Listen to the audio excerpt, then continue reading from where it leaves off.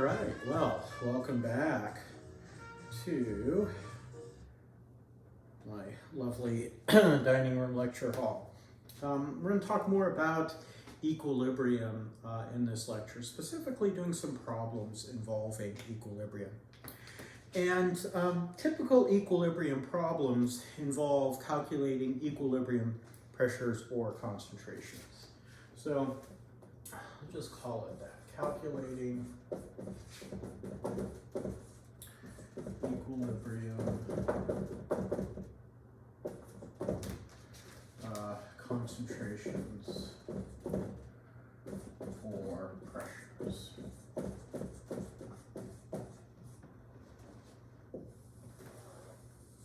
All right, and there are some things that we need. So we need initial conditions. Initial concentrations or pressures.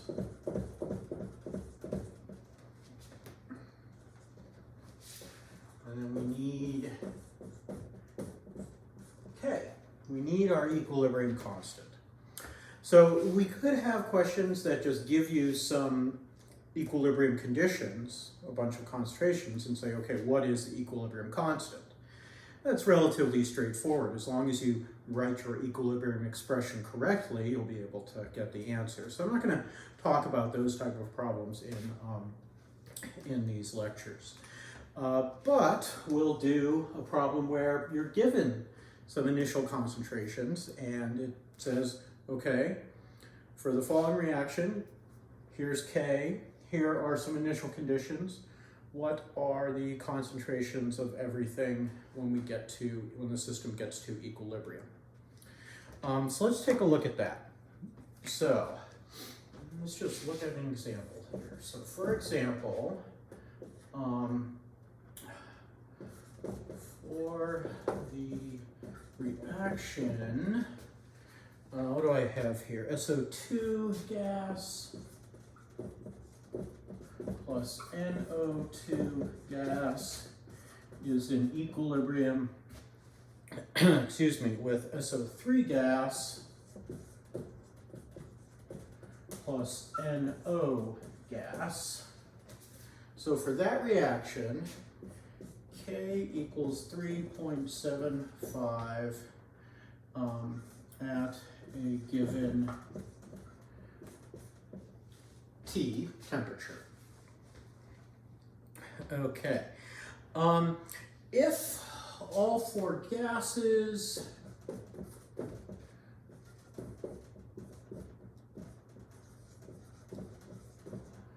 have initial concentrations of 0.800 molar, it's an 8. What are the equilibrium constants of all species? Equilibrium concentrations. There's just one equilibrium constant. What are equilibrium concentrations of all species? And my ugly 8 there is just bothering me, so I'm gonna just keep doing that. I keep making the bottom too small. Anyway, that's an 8, 0.800. All right. So the first thing that we have to do is calculate Q. First, we'll calculate Q.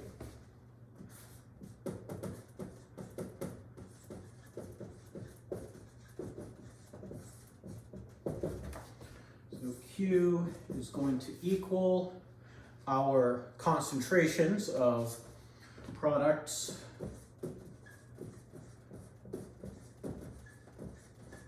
over our concentrations of reactants. So, I didn't write out what the actual expression for Q. I just plugged things in immediately. You may want to write out, actually let me go ahead and do that just to model good problem-solving behavior here. So SO3 concentration times NO concentration divided by SO2 concentration times NO2 concentration. That equals 0.800, 0.800 divided by 0.800, 0.800, which equals 1. That's the upshot of it. Our Q is equal to 1. So Q is less than K, so our system has to shift towards the products. So Q is less than K, shift, not sift, shift.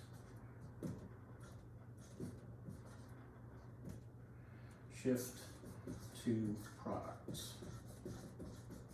Sorry about squeezing all that in there. It would be nice if I had a bigger board, but I don't know about having a whiteboard going on the length of one dining room wall. That maybe not the best thing here. So anyway, so we know we're going to shift towards products. So our concentrations of our reactants have to decrease by some amount, and our concentrations of products are going to increase by some amount. So I'm going to erase this here, and we'll take a look at setting up the problem. Okay, in fact, I'm going to erase all of it. That way I can use more of the board.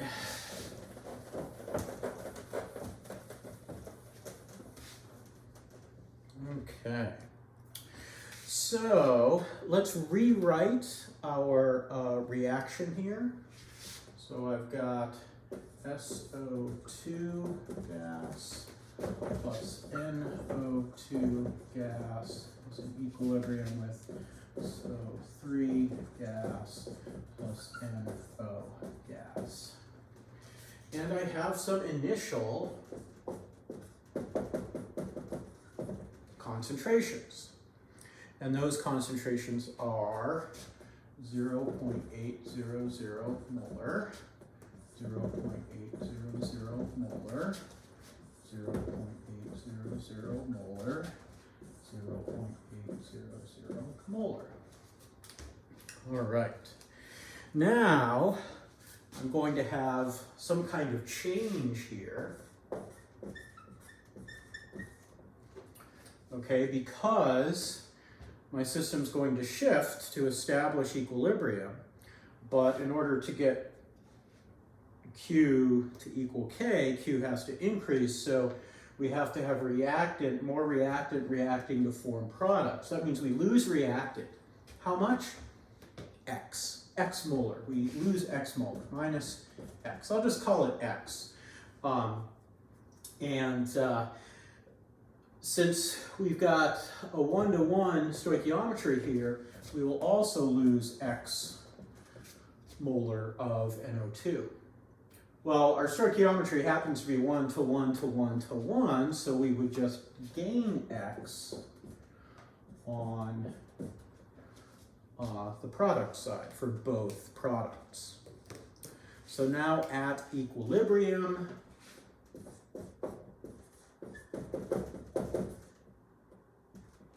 we have 0.8 minus X, 0.8 minus X, 0.8 plus X, 0.8 plus X. So these are our new concentrations at equilibrium. So now we can plug these into our equilibrium expression. K equals concentration of SO3, concentration of NO, divided by concentration of SO2, concentration of NO2. So that's 0.8 plus X, 0.8 plus X, divided by 0.8 minus X times 0.8 minus X. Now I know it should be 3 sig figs because that's what I was given. I'll do 3 sig figs at the end. And now this equals 3.75 because that was our equilibrium constant that was given in the initial problem. So this part here then simplifies to 0.8 plus x squared over 0.8 minus x squared. That equals 3.75.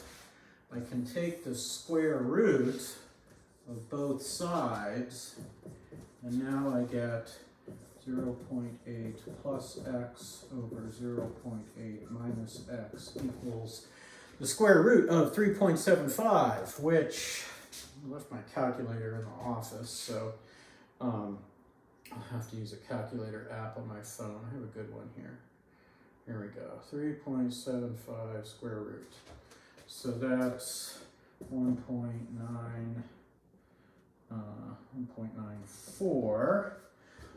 So now I can multiply through, and I get 0.8 plus x equals 1.94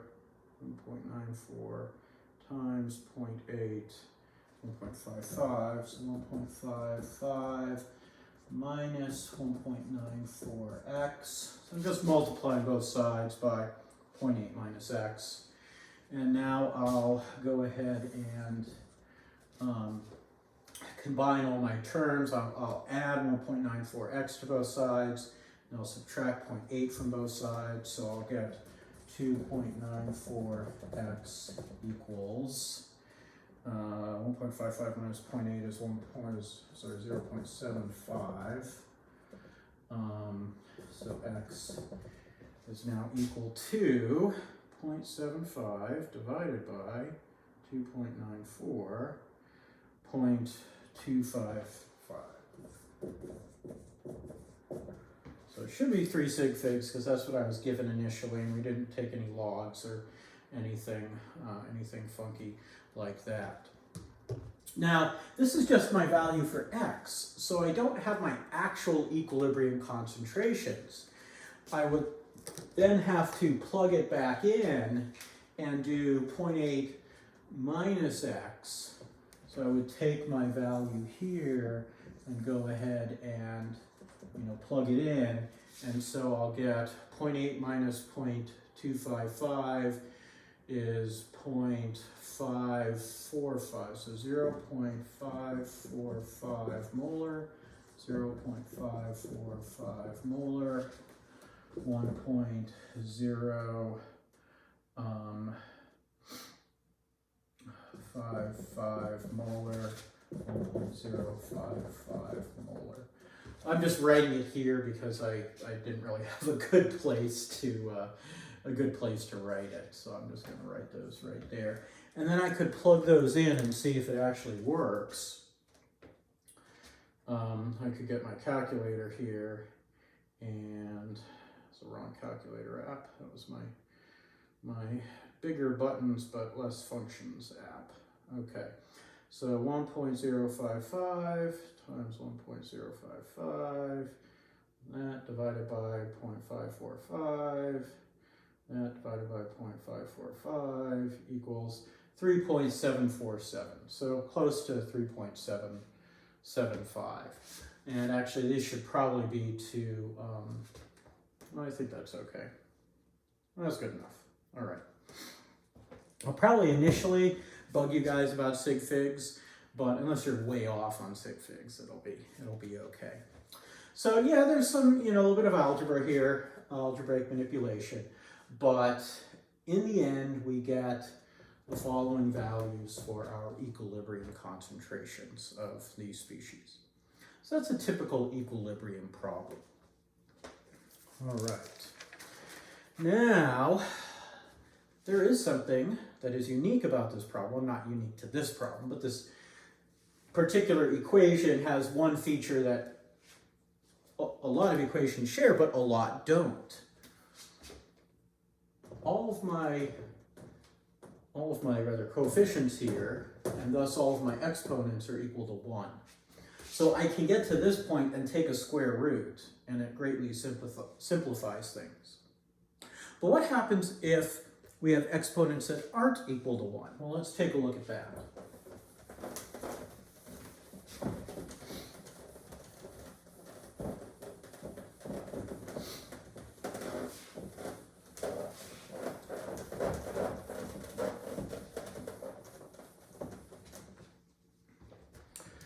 Okay, so let's look at the following problem, and I just want to get these values, just copy this out of my notes here. So for the reaction N2 gas plus O2 gas is in equilibrium with 2NO gas.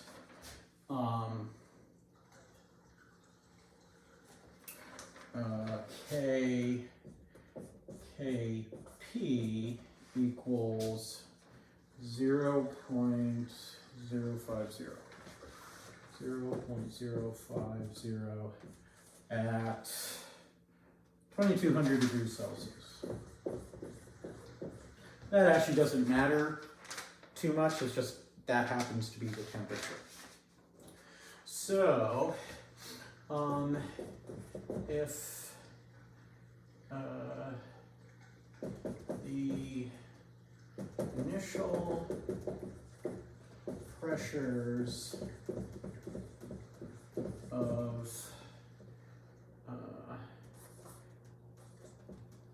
let's just say, let me get the grammar right here. The initial pressure of N2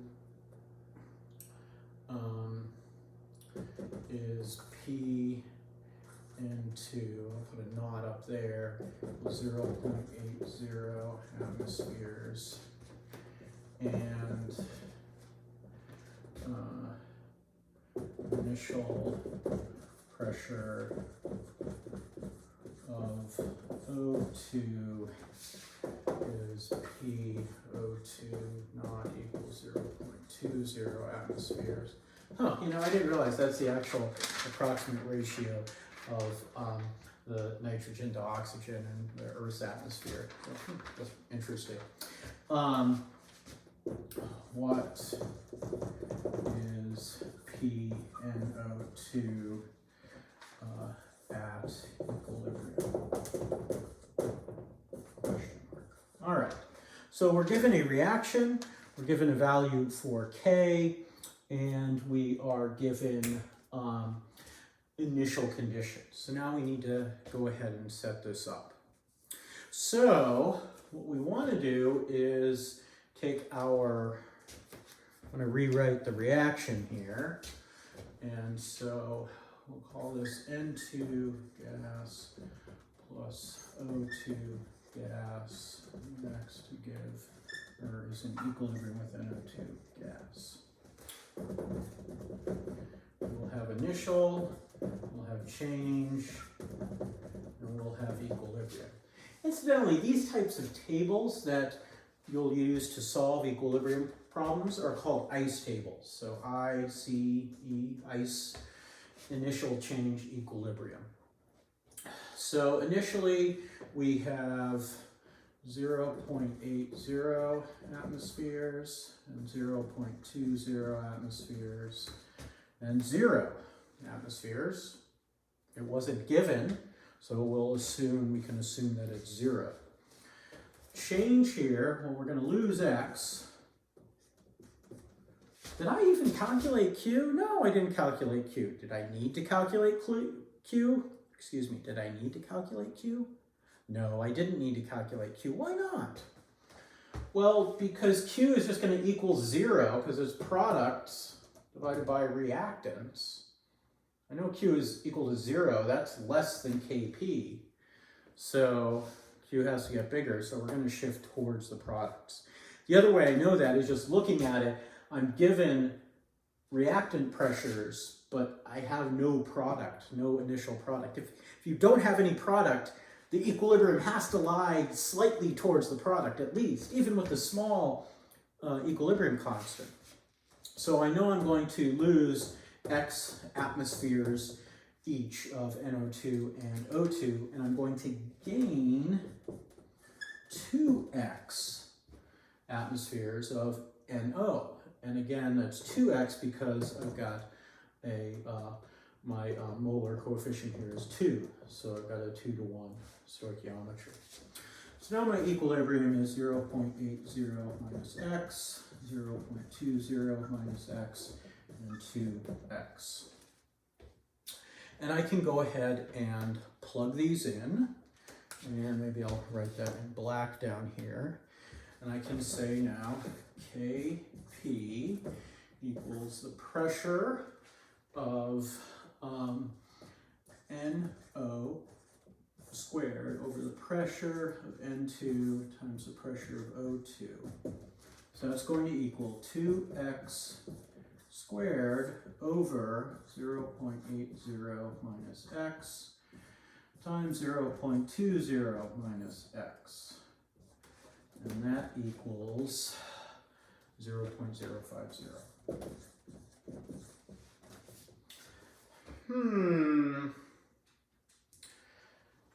I can't just take the square root of both sides.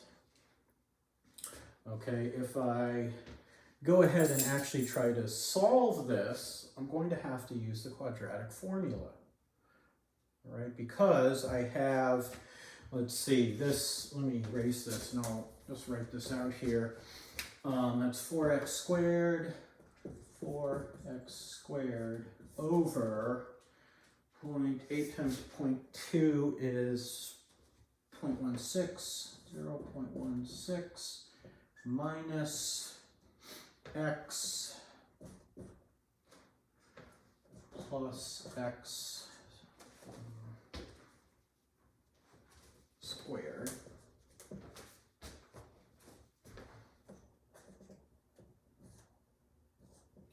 And that equals 0.050. That does not look great now, does it? I'm going to have to use the quadratic formula. Let me write it in red here. So, need to use quadratic formula. So we'd have to go ahead and multiply this out and get it into that standard format for our quadratic formula. And, you know, which was what? If we have, well, maybe I'll erase here and we'll go ahead and now just write it out here. So x equals negative b plus or minus square root of b squared minus 4ac all over 2a. And that's when we've got things in the right formula. So ax squared plus bx plus c equals 0. All right, so you guys can look that up. It's in the text anyway. But, you know, it gets a little unpleasant.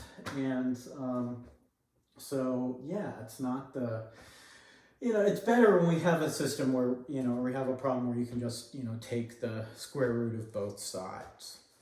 Okay, but, you know, if you have to use a quadratic formula, you have to use a quadratic formula. All right, it turns out you don't always have to use the quadratic formula. And in the next lecture video, I'll talk about cases where you can avoid using the quadratic formula. All right, well, until then, you guys stay safe, and you can meet me at the gray house with the white trim.